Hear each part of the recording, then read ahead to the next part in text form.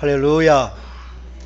오늘도 우리를 예배자로 세워주신 하나님께 감사와 영광을 올려드립니다. 서로 반가운 인사를 먼저 나누겠습니다. 잘 오셨습니다. 주의 사랑으로 사랑합니다. 주님의 이름으로 축복합니다. 오늘 또 귀하신 분을 하나님께서 보내주셨는데 예배 후에 이제 소개하는 시간을 갖도록 하겠습니다. 오늘 주신 하나님의 말씀은 예수님께서 비로소 이제 비유를 베풀어 천국에 대해서 말씀해 주시는 그러한 이제 마태복음 13장에는 천국의 비유가 7가지, 어떤 분은 8가지라고 말하고 있는데 그 천국이 어떤 것인지에 대한, 천국을 어떻게 사는지에 대한 말씀을 여러 가지 비유로 말씀해 주십니다. 천국이라는 것은 그냥 하늘에 있는 나라 그런 것이 아니라 하나님께서 다스리시는, 하나님의 통치하시는 나라.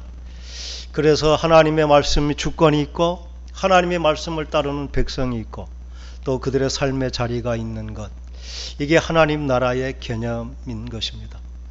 우리가 나중에 가게 될 천국도 같은 단어로 천국을 쓰지만 그 의미는 동일합니다.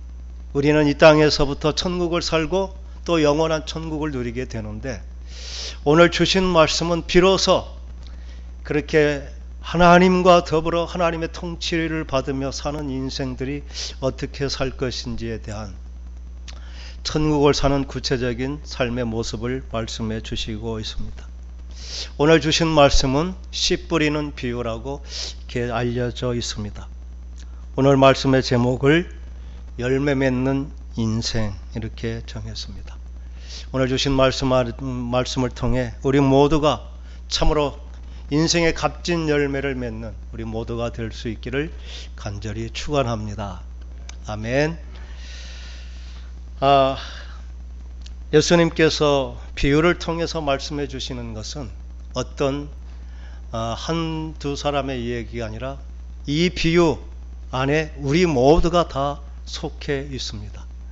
이 비유에서 제외된 사람은 아무도 없는데, 오늘 주신 말씀 가운데 나의 위치는 어디인지, 또 하나님께서 내게 원하시는 지금부터 시작해야 될 나의 삶의 과제는 무엇인지, 이렇게 말씀을 통해 우리에게 참 열매 맺는 인생이 되게 하시는 그 하나님의 지혜를 얻는 귀한 은혜의 시간 되기를 간절히 소원합니다.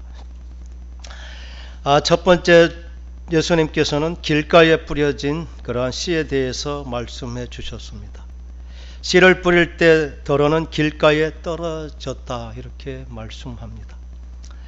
길가에 떨어진 씨는 새들이 와서 곧 먹어버리는 것입니다. 예수님은 친히 이 비유를 마태복음, 마가복음, 누가복음에 말씀해 주셨는데 그 해석을 친히 해 주셨습니다. 마태복음에는 아무나 천국 말씀을 듣고 깨닫지 못할 때에는 악한 자가 와서 그 마음에 뿌린 것을 빼앗아 가버린다고 이렇게 말씀하고, 또 마가복음에는 말씀이 길가에 뿌려졌다는 것은 이들을 가리킴이니 곧 말씀을 들었을 때에 사탄이 즉시 와서 그들에게 뿌려진 말씀을 빼앗는 것이다 이렇게 말씀하십니다. 누가복음에는 길가에 있다는 것은 말씀을 들은 자니 이에 마귀가 가서 그들이 믿어 구원을 얻지 못하게 하려고 말씀을 그 마음에서 빼앗는 것이다. 예수님은 씨를 친히 말씀이라 말씀하셨습니다. 말씀을 뿌린다는 것은 예수님께서 생명을 주시고 기회를 주시고 또 의미 있는 삶이 되게 하는 그 씨앗, 그러한 것을 주신다는 것입니다. 이 말씀이 어떤 형태로 준지 그게 얼마나 존귀한 가치가 있는 것입니까? 성공한 인생이 되는 그러한 씨, 또 우리가 구원받은 하나님의 백성이 되는 믿음의 구원의 씨, 그리고 우리가 원하는 이러한 인생의 성공을 거두는 그러한 모든 가능성, 그게 바로 주님이 주신 말씀인데, 길가에 뿌려진 길가와 같은 마음은 그 씨가 빼앗겨 버려서 없어져 버린다는 것입니다. 이것을 참 예수님은 비유로 너무나 적절하게 말씀해 주셨습니다. 이 말씀이 우리에게 계속 뿌려지고 있는데 이 말씀을 아주 사나운 그러한 짐승이 와서 뺏어가는 것이 아닙니다. 우리가 생각하기에 참 하찮은 것, 나무에서 지저귀는 짹짹거리는 그 새소리, 그 새들이 와서 이 생명의 씨, 너무나 중요한 이 하나님의 말씀을 물어가 버린다는 것입니다. 그 배후에는 하나님의 복을 받지 못하도록 마귀가 그 역할을 한다는 것을 분명히 보여주시고 있습니다. 우리가 길을 가다가 새들이 지저귀는 소리가 나면 저절로 이게 고개가 돌려집니다. 그래서 무슨 새인가 보게 되고 우리가 거기를 주목하여 보게 된다는 것입니다. 새들이 먹어버린다는 것은 집중하여 그 말을 듣지 못하도록 우리에게 유혹하는 이러한 잡생각들이 들어오게 한다는 것입니다. 우리는 이것은 꼭 하나님의 말씀을 듣는 이 자리에만 있는 것은 아닙니다. 하나님은 우리의 모든 인생의 기회에 씨를 뿌려주시는데 그 씨를 우리가 잃어버리는 가장 중요한 것은 집중하지 못하는 것입니다. 딴 생각에 우리의 마음이 빼앗겨 버리는, 그래서 그 순간 우리가 마치 새들이 지저귀는 것을 보면서 길의 앞에 장애가 있는 것을 모르고 그냥 넘어지는 경우도 있고, 너무나 귀한 것이 눈앞에 있는데도 그것을 보지 못하고 새소리에 그냥 지나가 버리는 인생과 같은 것입니다. 때로는 우리 앞에 분명한 경고가 붙어 있는데 새소리에 경고를 보지 못하고 그냥 지나가 버리는, 이게 길가와 같은 인생입니다. 이러한 인생들이 나타나는 특징이 있습니다. 이러한 사람은, 길가라는 것은 울타리가 쳐져 있지 않아서 아무나 다니는, 그렇게 우리의 마음밭에 아무 것이나 왔다 갔다 할 수 있는 그러한 상태가 바로 길가와 같은 인생인데, 이런 사람의 특징은 타인의 시선을 아주 중시하는 타인 중심의 사람, 인생이 바로 그것입니다. 남들이 나를 어떻게 볼 것인가, 여기에 초점이 맞춰져 있는 인생입니다. 그래서 열심히 부지런히 살지만 다른 사람들이 기쁨을 주기 위해서, 다른 사람이 나를 좋게 보기 위한, 그래서 내 인생에 열심히 수고하고 힘쓰지만 내 것이 아닌 다른 사람의 유익과 다른 사람의 즐거움, 다른 사람의 눈에 보기에 좋은 인생이 되는 거예요. 그러면서도 아이러니하게 나는 나의 중심을 가지고 산다 생각합니다. 내 인생을 산다 하지만 결국 내가 원하는 내 생의 열매가 아닌 다른 사람의 시선, 다른 사람의 판단, 그리고 다른 사람의 기쁨과 유익을 위해서 희생하고 헌신하고 열심히 살지만 결국 내 것이 되지 못하는 인생, 이게 길가 같은 마음을 가진 인생들이라는 것입니다.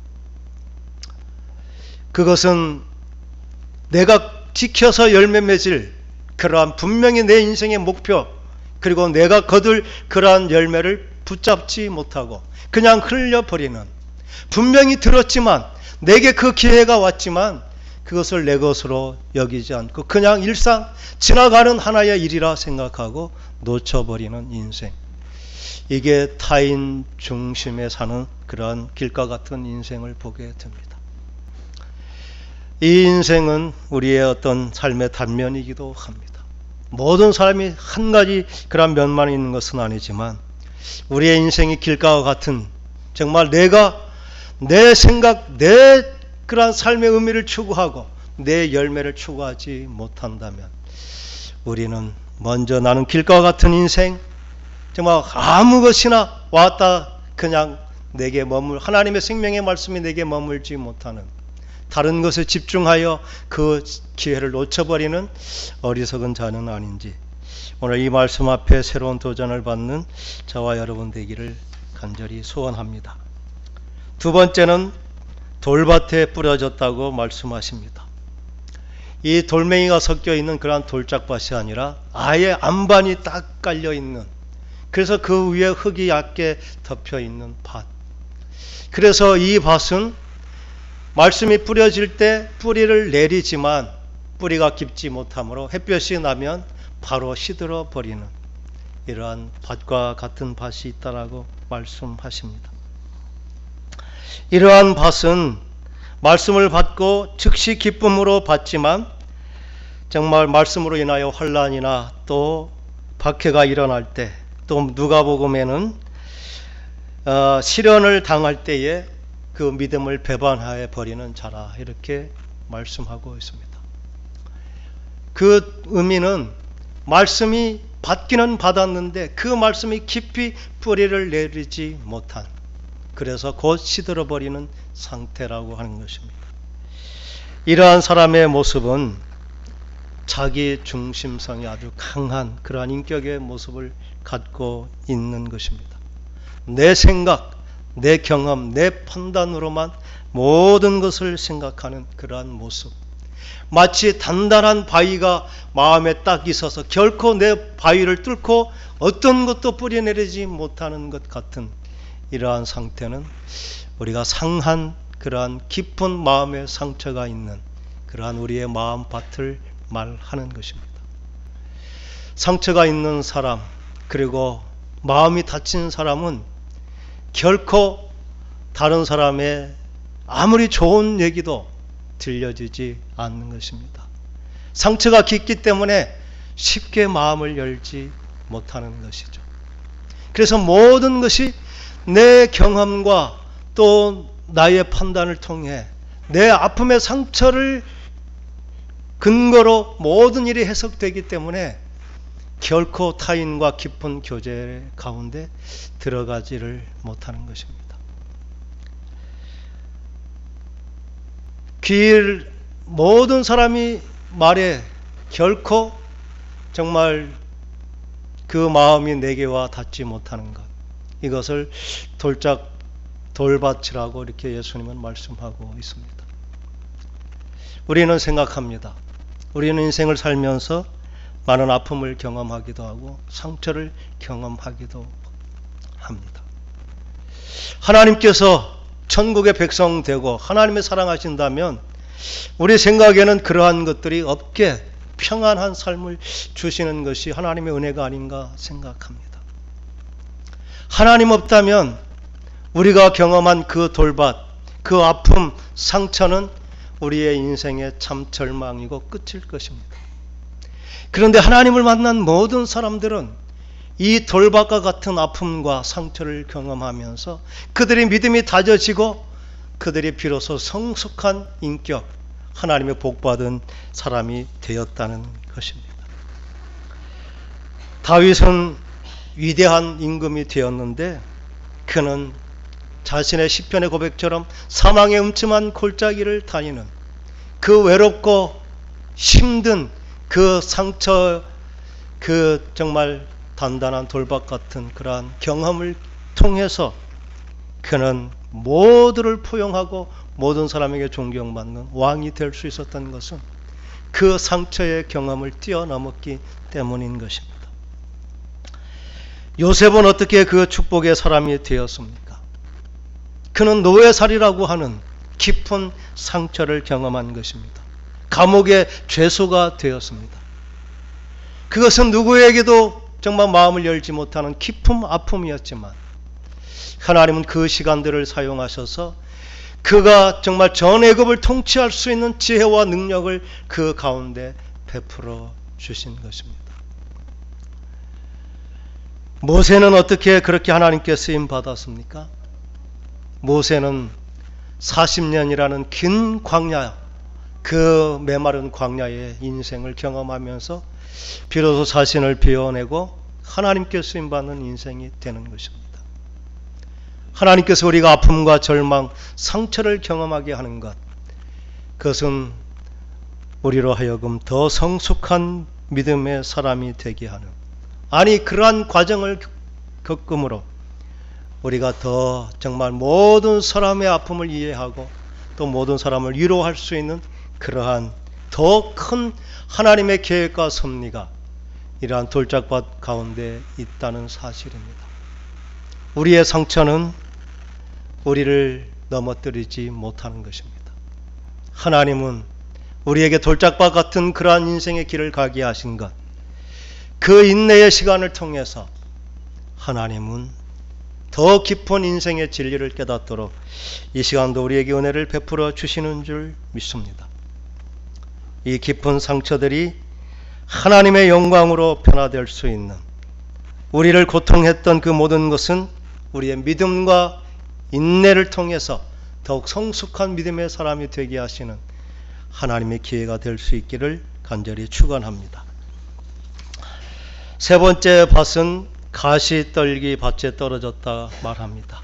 아주 옥토가 다 준비되어 있습니다. 씨도 잘 뿌리를 내렸고 이제 잘 자랐는데 이제 열매를 맺지 못하는, 가시의 그 기운이 막아서 열매를 맺지 못한 안타까운 그러한 모습을 말씀해 주시고 있습니다. 세상의 염려와 재물의 유혹 때문에 결실하지 못했다고 말씀하십니다. 우리는 하나님과 재물을 겸하여 섬기지 못할 것이라 분명히 말씀하십니다.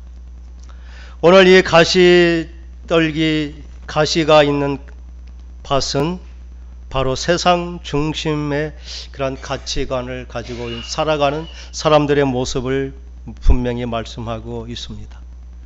이제 열매 맺을 수 있는 모든 준비가 되어 있지만 그들은 염려와 근심, 또 세상의 즐거움을 쫓아가므로 마치 가시에 찔려 그 줄기가 상처를 입고 열매를 맺지 못하는 것 같은 그런 안타까운 삶의 모습을 보여주고 있습니다. 우리는 돈을 사랑함이 일만하기 뿌리라는 말을 듣지만 돈은 때로는 하나님처럼 그 자리에 있음을 보게 됩니다. 돈이 위력이 얼마나 크고 돈이면 모든 것이 다 될 것 같은 그러한 삶이 우리들에게 있습니다. 돈 때문에 힘들어하고 어려워하고 돈이 있으면 금방 근심 걱정이 사라질 것 같은 그러한 모습. 그래서 때로는 하나님보다 돈이 더 좋아 보일 때도 있습니다. 하나님은 분명하게 말씀하십니다. 돈과 하나님은 겸하여 섬길 수 없고 하나님은 돈을 섬기는 자 되지 말라는 분명한 말씀을 주시고 있습니다. 하나님도 섬기고 재물도 섬긴다는 것, 그것은 사실은 재물을 섬기고 하나님을 섬기지 않는다는 분명한 선택임을 너무나 엄중하게 말씀해 주시는 것입니다. 우리는 쉽게 그 돈의 긍정적이고 좋은 면, 우리의 필요한 것을 채워주는 적절한 수준의 돈, 그러한 돈이라면 하나님도 그것을 죄라고 말씀하지 않습니다. 그런데 그 돈은 우리가 제어할 수 있는 그런 것이 아닙니다. 처음에는 너무나 필요해서 절박했지만 그게 목적이 된 인생이 되어버리면 만족함이 없는, 가졌다고 그것으로 결코 만족할 수 없는, 하나를 가지면 둘을 가져야 되고 둘을 가지면 더 많이 가져야 하는 것이 그 돈의 속성이고 또 세상에 주는 그러한 탐욕의 그러한 본질이기도 한 것입니다. 하나님께서는 그러한 것을 경계하시면서 세상 염려 그리고 세상 욕심, 이러한 것보다 하나님을 더 섬기는 그러한 정말 가시떨기에 그 기운이 막히는 인생이 아니라 정말 기회의 때에 아름다운 열매 맺는 인생이 되기를 원하시는 줄 믿습니다. 오늘 우리가 기억하는 네 번째 밭은 좋은 땅이라고 이렇게 말씀하고 있습니다. 우리의 인생은 모든 기회가 주어졌지만 모든 기회에 다 열매가 맺히는 것은 아닙니다. 열매가 맺히는 땅은 좋은 땅이라고 말씀하십니다. 기회는 모두에게 있지만 그 기회를 다 벗지 못하는데 좋은 땅은 이렇게 말씀하고 있습니다. 마태복음에는 좋은 땅은 좋은 땅에 뿌려졌다는 것은 말씀을 듣고 깨닫는 자니 결실한다. 하나님의 말씀이 깨달아지는 것이 좋은 땅이라 표현합니다. 근데 마가복음에는 그 말씀을 조금 더 설명해서 좋은 땅에 뿌려졌다는 것은 곧 말씀을 듣고 받는 자, 이렇게 듣고 받아 듣기만 하고 깨닫기만 하는 것이 아니라 그 말씀을 내게 주시는 말씀으로 받는 자라고 이렇게 또 더 설명합니다. 누가복음에는 어떻게 우리가 말씀을 씨를 내 마음에 받는지에 대해서 좀 더 구체적으로 말씀해 주셨는데, 누가복음 8장 15절에 좋은 땅에 있다는 것은 착하고 좋은 마음으로 말씀을 듣고 지키어 인내로 결실하는 자다. 착하고 좋은 마음을 갖는 것, 그리고 그 말씀을 지켜서 인내함으로 결실할 때까지 이제 지켜내는 것, 그것을 좋은 땅이라 말씀하십니다. 하나님께서는 매 순간 우리에게 기회를 주시고 또 말씀해 주십니다.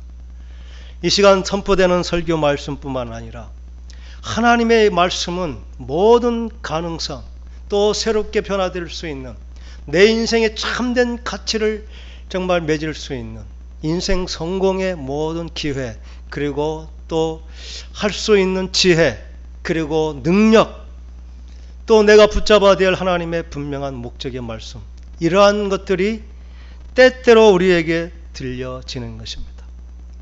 그런데 그러한 것들이 내 것이 아니라고 마치 길가와 밭처럼 한쪽으로 들렸지만 그냥 흘려보내버리는, 그래서 오늘 주신 말씀의 마지막은 들을 귀 있는 자는 들으라, 이렇게 말씀하십니다.